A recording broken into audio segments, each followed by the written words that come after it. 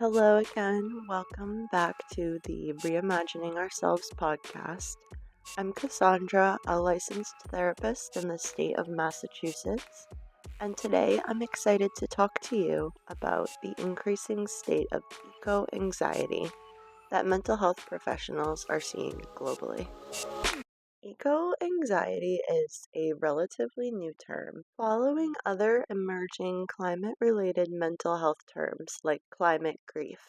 Eco-anxiety refers to the experience of intense anxiety and extreme worry about the state of the environment. It is something that I have been experiencing myself, and it's one of the things that prompted me to begin this podcast. And today we are talking specifically about how this experience is impacting teenagers and young adults. But first, let's understand why this form of anxiety has been rising in recent years. Eco-anxiety presents some unique challenges because reminders of the climate crisis are all around us. We see evidence of environmental destruction on a regular basis, and there is a real cause for concern. If you are experiencing this form of anxiety already, you might want to skip ahead, and I'll put a timestamp in the description so you can do that. Natural disasters are undeniably increasing. According to the IPCC, that's the Intergovernmental Panel on Climate Change. It's the United Nations body for assessing the science related to climate change. Disasters fueled by the climate crisis are already worse than scientists originally predicted. The Earth has warmed at least 1.1 degrees Celsius, that's almost 2 degrees Fahrenheit, since 1880, with the majority of that warming happening since 1975. I think a lot of us know what happens with exponential functions, and that is exactly what we see with the rates of devastating storms and weather events, degradation of land, loss of biodiversity, warming of the ocean, etc. So while it might be easy for some of us to have a sense that these changes are happening very slowly, they really aren't. The ocean is heavily affected. The ocean absorbs almost a third of the CO2 that is emitted by human activities. About half of these anthropogenic emissions from 1750 to 2011 occurred in the final 40 years. This increased storage of CO2 emissions results in ocean acidification, which in turn erodes the shells and skeletons of several forms of marine life. The upper 75 meters of the ocean has warmed by about 0.11 degrees Celsius every single decade, at least since the 70s. These are all factors in the rapid loss of coral reefs, which are an important habitat for many lives. Guess what else is affected? Our land, and therefore our food supplies. Projected changes include desertification and land degradation. According to the IPCC, climate change, including increases in frequency and intensity of extremes, has adversely impacted food security and terrestrial ecosystems, as well as contributed to desertification and land degradation in many regions. We are also seeing increased effects on our human migratory patterns. In 2018, there were 17.2 million people displaced due to natural disasters. In 2022, that number was up to 32.6 million. And that number is projected to continue rising due to increasingly erratic weather events, not to mention inequality and hierarchical structures that exacerbate the effects among certain populations. In the United States, we just experienced multiple hurricanes with horrible losses of lives and homes. I walked outside this past week and the sky was filled with smoke from the fires happening across Massachusetts. Especially in our interconnected world, we can feel the shared experience of living through this climate crisis together. Here are a few things I see that put teenagers and young adults at particular risk for eco-anxiety. Number one, social cultural changes and awareness have heavily impacted Gen Z. They have been coming of age during the time of social media addiction, the evolution of the attention economy, and the impossible developmental predicament of having access to endless opinions about how you should look and who you should be. Members of Gen Z who use social networking sites more frequently seem to have greater activation of the parts of the brain responsible for cognitive action, like the prefrontal and frontal areas, and dysregulation of these areas is heavily associated with anxiety. You can imagine that if your brain is in thinking overdrive, you might keep thinking and thinking about different problems. Therefore, many people in this age range are already predisposed to have elevated levels of anxiety, even without considering the actual content that they have been exposed to on social networking sites or other factors that impact them specifically. In combination with this, I think that they likely also developed with more of this neural mapping to take on a global perspective.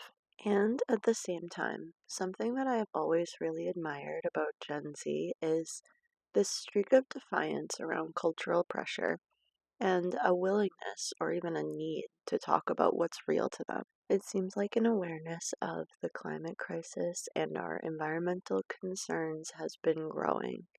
Whatever the flaws of our technology, it allows people to connect in ways that we never have before. Number two, teenagers and young adults are at a developmental point where they are creating and practicing the ability to see beyond black or white thinking. Black or white thinking, also called all or nothing thinking, is a cognitive distortion in which we break things down into two extremes, often missing all of the options in the middle. It is relatively normal for teenagers to do this, sometimes extending into adulthood.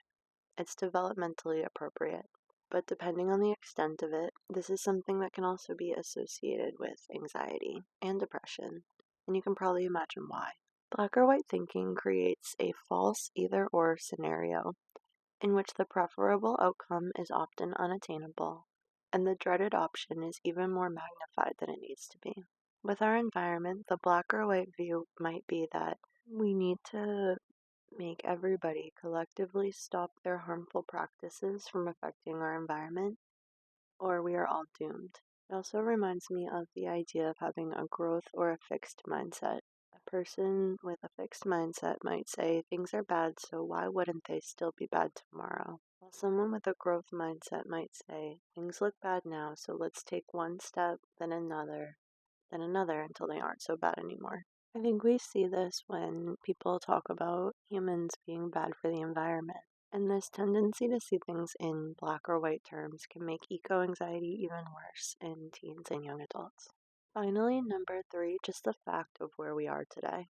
Teenagers and young adults are right at that intersection of fully understanding the gravity of the climate crisis and experiencing a ton of uncertainty about their own future. They don't know what type of world they and their children will inherit. Here is the good news. Even at this point, even with so much already lost, there is still so much hope. We live in a resilient world. Our cells find and eliminate cancerous growth. Our forests trap and store carbon dioxide. We just need to support these organic processes enough so that they can function. We need to restore the relationship with our local ecosystems and do everything in our power to protect them. Sustainable land management practices are predicted to have the power to reduce the negative effects of stressors from human interference. This isn't a black or white situation where we should give up because we don't have the power to fix everything ourselves. The cumulative effect of our efforts may be enough to tip the scale and allow us to live on this planet. There are so many more people who love this earth than those who want to destroy it for profit. It's an innate trait in human beings until it is trained out of them. It is impossible to overstate how crucial teens and young adults are at this time. If you are between the ages of 15 and 25 right now, you are in the perfect position to make the necessary cultural shifts that can still change the trajectory of our future. It's actually something that's already in motion. The collective outcry from young people about the planet they've been inheriting has already made some drastic changes possible. There has been real progress in global decarbonization over the last couple of decades. We have been making the transition to renewable energy with the help of our young people, gracefully but forcefully insisting on it. If you've been experiencing this eco-anxiety, it is a sign to bring back in your focus, to narrow your scope until you can find yourself back in that 80-10-10 breakdown of spending the majority of your time focused on the good. See episode 1 of this podcast for more about that method of building resilience and resisting despair, which I first heard about from Sherry Mitchell. You need to be effective. You need to be able to hold on to hope so that we can use our collective imagination to dream a new world into existence, one in which we can all survive and thrive together. If we throw in the towel prematurely, we will miss solutions that are staring us right in the face. In 2017, scientists accidentally discovered that caterpillars of the wax moth, Galeria melanella, can chew through plastic. They chewed through the plastic bags containing them, and subsequent testing showed that these creatures chemically dissolved polyethylene at an unprecedented rate. There are things happening in the natural world that we can support. It's like the world wants to help us if we could just slow down enough that it's able to. So we need to protect ourselves from becoming so overwhelmed that we are unable to see these things. Like I've said before, we aren't wired to know all of the bad in the world all at once. If you are feeling crushed by the weight of it, it's time to start grounding yourself in the life you are living, in the life right around you. Take a break from news, take a break from social media, maybe even take a break from activism if you need to, and just be with yourself and the environment directly around you. Reach out to your supports and do what you need to take care of yourself. Once you are able to feel some hope again, you can keep opening these levels of engagement with others and with the environment around you. Getting involved in some land or environmental restoration is a great way to channel anxiety into action and help transform fear into hope. There are tons of incredible people working to change the world. You can join them or find a way to support them. We just have to keep being able to imagine how we could live if we didn't choose this destruction of life. What are the modern ways we can bring ourselves back into harmony with the rest of life? How can we combine ancient wisdom with new technology? We still have a chance to find out. I hope you enjoyed today's podcast episode.